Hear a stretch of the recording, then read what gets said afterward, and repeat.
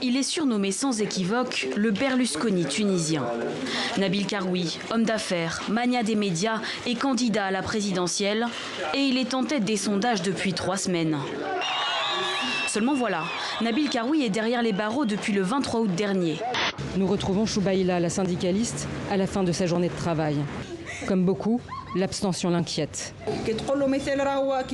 Quand tu vas voter, c'est pour ton bien. Quand tu le fais pas, c'est mal pour le pays. La situation dans laquelle nous sommes, nous reculons, c'est dû à l'abstention.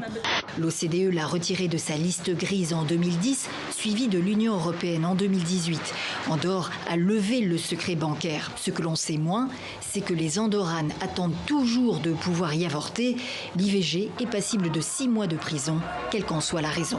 Patrick Balkany dormira derrière les barreaux ce soir. Le maire de Levallois-Perret, en région parisienne, a été condamné pour fraude fiscale à 4 ans de prison ferme.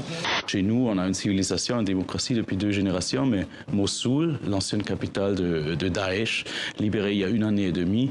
Alors là, où il y a encore 3000 personnes de l'État islamique dans la ville, la mettre en scène là, ça pose vraiment la question, est-ce qu'il est possible de pardonner ces gens qui ont tué des milliers de personnes, ces djihadistes, est-ce que c'est possible?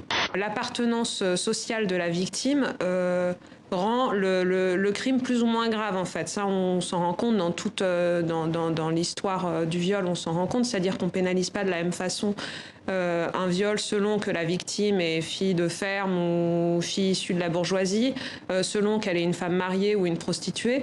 Tout ça n'a pas du tout disparu. Philippe Pascal vient de mourir. Je vous propose de l'écouter.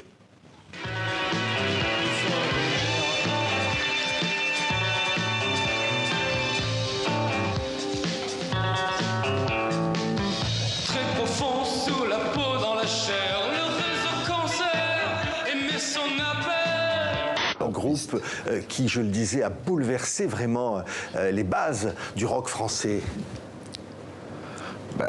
En fait, peut-être parce que Magma n'est simplement pas du rock.